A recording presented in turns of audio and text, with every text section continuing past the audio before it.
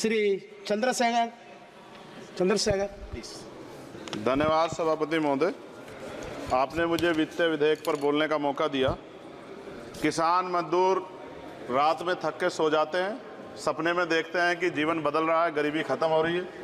सुबह जब आँख खुलती है तो लगता है वापस जो का तू है। ऐसा ही इस बार का बजट गरीबों के लिए था। महोदय, मैं अपने क्षेत्र से शुरुआत करूंगा। मेरा क्षेत्र नगीना बाढ़ प्रभावित है, कोई चर्चा नहीं हुई। किसान आम आदमी परेशान है, कोई चर्चा नहीं हुई। गन्ना मिल समय पर पैसा नहीं देती है। गुलदार ने 30 लोगों की जान एक साल में ली है पिछले, कोई फर्क नहीं पड़ता अमीरों को। उद्योग धंधे लगाने कोई बात नहीं हुई। मेडिकल कॉलेज और एम्स के निर्माण की कोई बात नहीं हुई।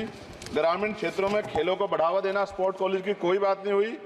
महोदय, देश में भूमि सुधार किया जाए, लाखों बीघा जमीन जो है भूमाफिया ने कब्जाई हुई है, भूमिहीन लोगों को भूमि दी जाए, बिजली के दाम में कटौती की जाए, गरीबों को कम दाम पे जो है बिजली उपलब्ध कराई जाए, ठेकेदारी प्रथा, संविदा, लेटर एंट्री खत्म की जाए, पक्की नौकरी दी जाए।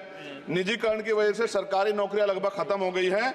मेरी मांग है, और मैंने निजी विधेयक भी पेश किया था, कि निजी क्षेत्रों में SC ST की OBC के लोगों को आरक्षण की व्यवस्था कराई जाए और पुरानी पेंशन बहाल की जाए। लोगों के पास एक तरफ सरकारी योजना चलाकर प्रधानमंत्री आवास योजना जो है उसके नाम पर मकान दिए जाने की बात होती है, वहीं दूसरी तरफ लखनऊ के अकबर नगर को तोड़ दिया जाता है। नवी मुंबई में के खार घर में What is his name? Patil. Patil is not Shankar. No, this is the caste. उसकी जा This is Kashmir, Chandrasekhar. No, this Patil. Mike नहीं है सर, बंद कर रहे हो sir? Independent. This is independent. आ गया। धन्यवाद। हमारे लोग सर आर्थिक रूप से बड़े कमजोर हैं और 2 अप्रैल 2018 के मुकदमों के लिए कई बार सरकार से बात हुई, वापस नहीं हुई। उनको वापस कराया जाए। भीमा को वकीलों को बहुत पैसे लगते हैं सर। भीमा कोरे गांव में 3000 लोगों पर मुकदमे हुए थे महाराष्ट्र में, वो वापस नहीं हुए। पुणे में दीक्षा भूमि जो हमारा गौरव है, उसका वहाँ पार्किंग बना के उसको अपमानित किया जा रहा है, इसको बंद कराया जाए। पेट्रोल पंप के जो डीलर्स मार्जिन है वो 2017 से नहीं बढ़ा सर, इसका असर ग्राहकों पे पड़ता है। इसका असर जो है पेट्रोल पंप के नेटवर्क सुचारू रूप से चलाने पे पड़ता है। डीजल मार्जिन की बढ़ोतरी ना होने से हजारों कर्मचारी, लाखों कर्मचारी जो वहाँ काम करते हैं उनके जीवन पर असर पड़ रहा है।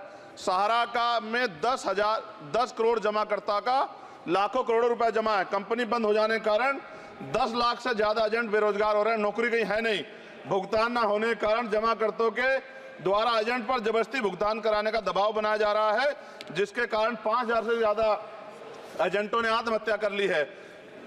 सभापति महोदय, उत्तर प्रदेश देश का सबसे बड़ा सूबा है, उसको इस बजट में कुछ नहीं मिला और बहुत सारे मेंबर, 80 के लगभग हम मेंबर जो है उत्तर प्रदेश जीत के आए, ना के बराबर मिला। यूपी में 25 करोड़ से ज्यादा आबादी है उत्तर प्रदेश के अंदर, 5 किलो राशन सरकार दे रही है, लेकिन जीवन जीने के लिए काफी नहीं है। और भी बुनियादी सुविधाओं की जरूरत पड़ती है। अगर इज्जत की जिंदगी चाहिए उसके लिए सरकार के पास कोई उपाय नहीं है। यूपी जब एक बड़ा राज्य है, लेकिन यूपी में भाजपा सरकार की विकास गति बहुत धीमी है। हमारी सरकार से, केंद्र की सरकार से मांग है, हमें यूपी की सरकार की चिंता नहीं है, लेकिन यूपी की जनता की चिंता है। मैं मांग करता हूं कि यूपी को 4 भागों में विभाजित किया जाए। डॉक्टर बाबा साहब अम्बेडकर ने कहा था 1995 में, उनकी बुक है थॉट्स ऑफ लिंग्विस्टिक स्टेट, किताब में कहा था राज्य जितना छोटा होगा राज्य की प्रगति उतनी होगी, जनता को रोजगार मिलेगा और जनता का जीवन संपन्न होगा। मोदी, एक बात मुझे आपसे कहनी है, आपने भी ये विषय उठाया था जब आप अपनी बात रख रहे थे, शेड्यूल कास्ट के साथ जो धोखा किया गया सुप्रीम कोर्ट के जरिए, आप इस बात को इस तरह समझे, 1.5 साल पहले मैंने मांग की थी, अगर इतना हितैषी हमारे लोग होते तो जब EWF 10% दे सकते हैं तो 5% शेड्यूल कास्ट के उन जातियों को दिया जा सकता था, लेकिन दृढ़ संकल्प और इच्छा शक्ति नहीं है गरीबों के उत्थान की। साथ साथ OBC की जातियां उनको भी दिया जा सकता था। ये जो हमारे साथ खेल किया गया है, ये खेल जो है इसमें बहुत गुस्सा है, सरकार को संज्ञान लेना चाहिए और सत्ता और विपक्ष दोनों जो है अपना स्टैंड क्लियर कर दें, क्योंकि दलित समाज, आदिवासी समाज इसको देख रहा है, वो भूलेगा नहीं, जो उनके गले काटने का काम करेगा उनको भूलेगा नहीं। और साथ साथ एक जो मेरी पर्सनल है सर, अभी मैं सुबह से प्रयास कर रहा था कि विनेश के लिए बोलूं, जब उसको डिस्क्वालीफाई किया गया, विनेश या नहीं, लेकिन ऐसा लगा जैसे हमें चाकू घुसेड़ दिया गया। मेरे आज भी याद है उस प्रोटेस्ट में मैंने रातें काटी हैं और 4-4 गोली खाई मैंने। ये देश की अस्मिता से जुड़ा मामला था, पर हमने, हमारी मांग ये थी कि सरकार स्टैंड क्लियर कर दे, तब भी सुनवाई नहीं की गई। जब मंत्री बोलने आए तो हमने उनसे कहा कि हमें कुछ इंफॉर्मेशन चाहिए, उस पर बात नहीं हुई। सवाल ये है सर, 1 गोल्ड हमारे लिए आ रहा था और जब ये गोल्ड आता देश गौरवान्वित होता, और क्या व्यवस्था थी सर कि उसका वेट बढ़ गया, पता ही नहीं लगा सिस्टम के लोगों को।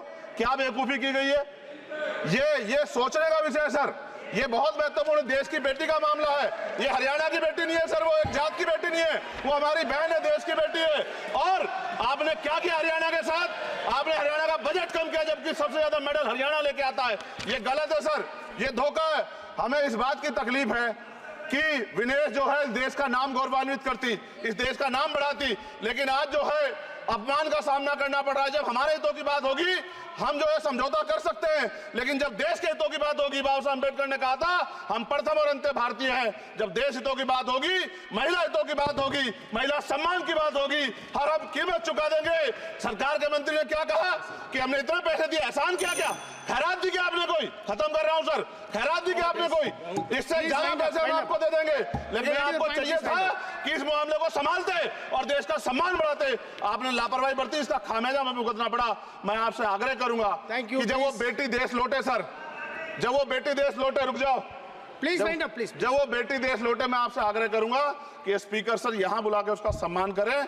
हम सब लोग, वो देश की बेटी है सर, देश के लिए गोल्डन गर्ल है वो, गर्ल है वो, उसका सम्मान यहां किया जाए सर, हमें चाहते हैं। बहुत बहुत धन्यवाद, आपने बात रखने का मौका दिया। महिला विरोधी चुप रहे। थैंक यू कोई महिला विरोधी नहीं बोलेगा बीच में। श्री विशाल पटेल प्लीज।